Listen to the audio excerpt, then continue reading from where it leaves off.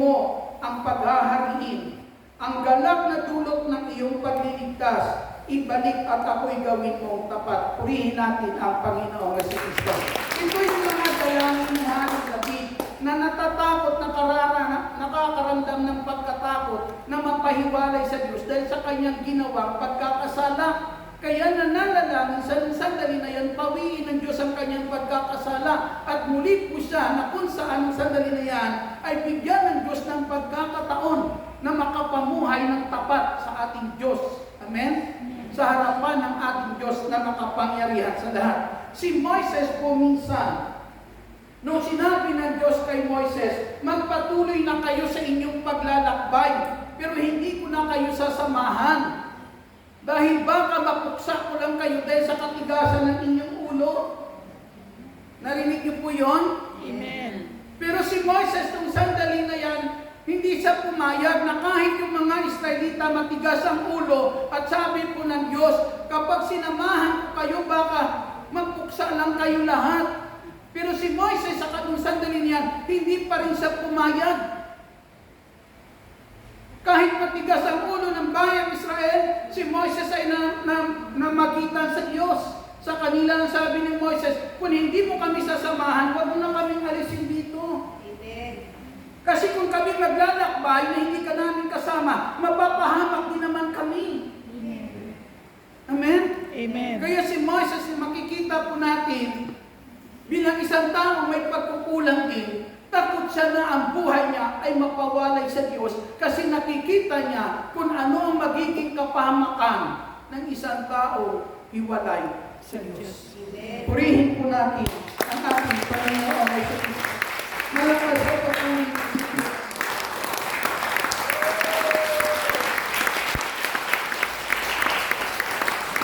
May isang bata na iniwan ang kanyang mga magulang. Lumaki sa lansangan. Nabubuhay sa mitan ng pangunguha ng mga bagay na hindi kanya. Nung nagbinata na siya, meron siyang ginawa isang kasalanan, may hinablot siya ng isang bag. Ang nahablot kanya na bag ay isang abogado. Habang nasa palengke, hinablot niya yung bag na iyon. Yung taong iyon at yun ay isang abogado. Kailan ko lang yung kwento ito. Nakulong po siya. Nakulong. Yung batang ito, nakulong. Nung siya'y nakulong, doon sa loob ng kulungan ay may dumadalaw na mga misyonaryo po para ipahayag ang salita ng Diyos. May maliit na chapel sila na nakakatipon po sila sa maliit na chapel at doon ipinapahayag ang salita po ng Diyos. Lagi siyang nasa hulihan. Kapag ipinapahayag ang salita ng Diyos, tatawa-tawa lang sa hulihan, wala siyang pakialam sa salita po ng Diyos. Yung mga kasamahan niya kapag nagpupuri sa Diyos, sumasayaw, pinagtatawanan niya lang. Oras na yan. Habang nangangaral ang salita ng Diyos, wala siyang pakialam. Andun lang siya sa hulihan. Kapag bumabalik na sila sa kanilang selda po, pinangangaralan siya ng kasamahan niya ng salita ng Diyos. Binigyan siya ng Biblia, pero wala siyang pakialam sa Biblia. Nilagay niya lang sa isang tabi. Binabahaginan siya ng salita ng Diyos, pero wala siyang pakialam.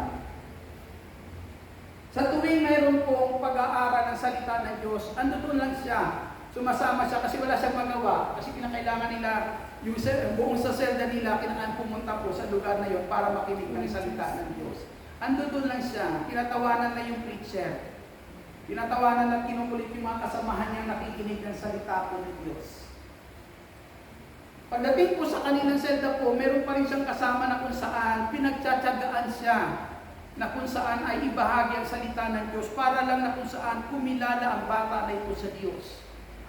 Kumilala sa Diyos ang bata po ito. Alam niyo po kung anong trabaho ng bata sa loob ng kulungan? Sa kanilang selda po, walang CR. Tuwing umaga, siya ang tagapulot ng taing ng kanyang kapwa preso. Siya ang taga-ipon nun. Siya ang tagalagay nun Sa isang plastic, sa isang supot, mga kapatid, at siya ang tagapagtapon po nun. Araw-araw, habang siya naruroon sa kulungan na yun ang kanyang trabaho. Lalabas sila para makinig ng salita ng Diyos, wala lang sa kanya talaga. Wala siyang pakialam sa salita po ng Diyos. Naririnig niya, pero sarado ang kanyang puso sa salita po ng Diyos.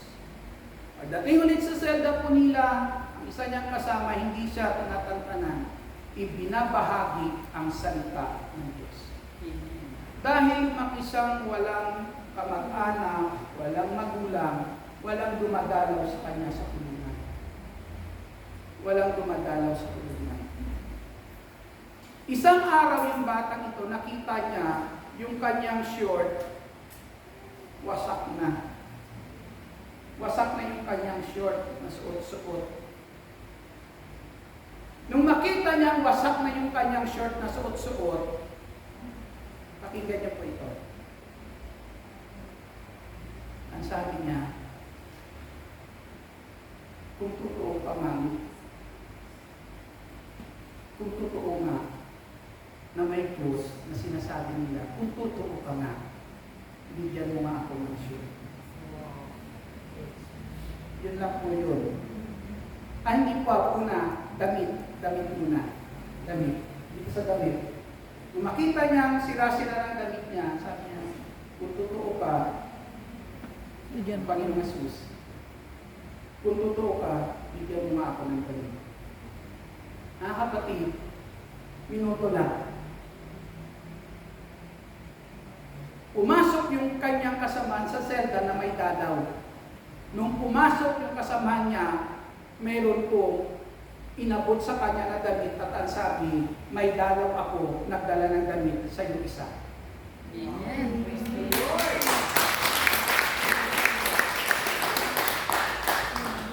Pero hindi pa siya kumbensado. Andoon, pangangaral ulit ng salita ng Diyos, dalo po siya. Ang kulit niya pa din, patawa-tawa lang sa likod. Mga kapatid sa Panginoong Jesus, isang araw habang sila nasa garden, nag-garden po sila, nakita niya yung kanyang short ay wasak. Ang sabi niya na naman ulit, totoo nga talaga ikaw, Jesus, ang tinutukoy niya, bigyan mo ako ng short. Pagbalik ng kasama nila, pumunta dun sa garden at ang sabi ng kasama nila, galing po sa trial court na kung saan dismiss ang kaso, laya na siya. Pumunta doon sa kanila sa garden at ang sabi, laya na ako, yan na yung mga gamit ko para sa inyo. Inihangin sa kanila yung kanyang gamit, nagkagawan sila, ang nakuha niya, sando. Hawak-hawak niya yung sando. Pinagmamasdan niya, hindi yun ang kanyang kailangan. Ang kailangan niya short. Biglang hinablot ng kasama niya yung sando at sabi niya, akin yan, medyo maganda yan, ito na lang sa'yo. Ang inabot, short.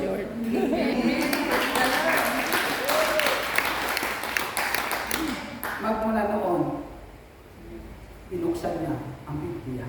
Amen. Binuksan niya yung Biblia. Nagbasa na siya ng salita ng Diyos. Amen. Patago niyang binabasa ang salita ng Diyos.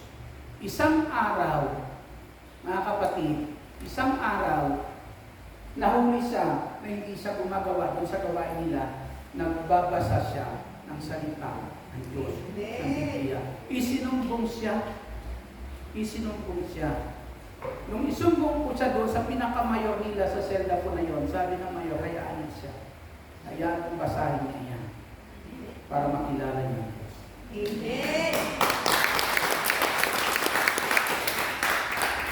Mga kapatid sa ating Panginoong Jesucristo, nung siya'y nagbabasa ng Biblia, isang araw, may kahilingan siya kay Lord. Alam niyo kung anong kahilingan niya? Makalaya siya sa trabaho niya. Amen. Makalaya siya sa trabaho niya. May pumasok bago nila, nakasama sa silda nila. Ang kapatid cancer prayer siya kasi bago pumasok, yung pamang pumalit sa kanya, taga-ipon ng taing kumakamata. Nakita niyo po yung kalalagayan ng tao kapag napawalay sa Diyos. Di ba nakakatakot? Amen. Masadla ka sa ganung kalalagayan. Dumating po ang oras, dadalo siya sa hukuman. Bago dumating ang hatol, tumayo siya at sabi, bigyan niyo ako ng pagkakataon magsalita. Okay. Nung nagsalita siya, ang sabi niya, buhat ako'y magkaroon ng isip, sa lansangan ako lumaki. Walang magkulang, walang nag-aarga. Para mabuhay, kumukuha ng mga pagkain na hindi akin. Ang sabi niya, kaya ko kinuha yung gamit na yon kasi gusto kong mabuhay. Dahil yan ang natutunan ko na gawin para mabuhay.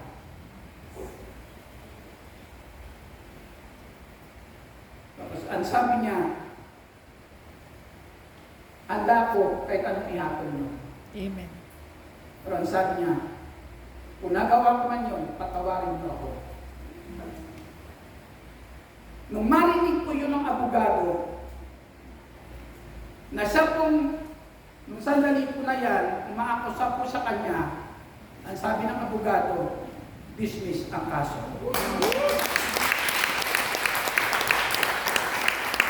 Pinalaya siya at binigyan ng attorney iyon ng trabaho. Amen.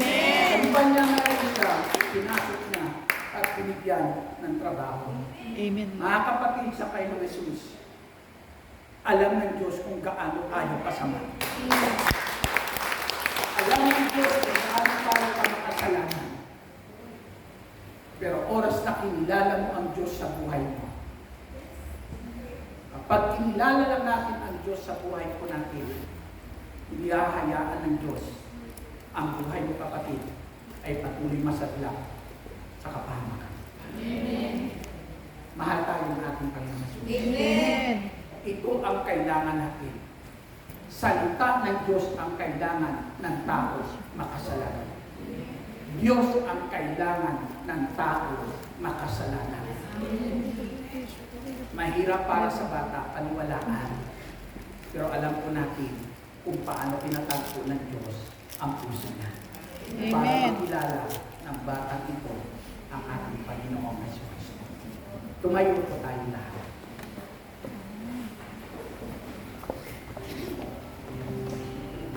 Maraming pangyayari sa buhay po natin na kung iisipin lang po natin, makikita mo kung paano kumikilos ang Diyos sa buhay ng tao.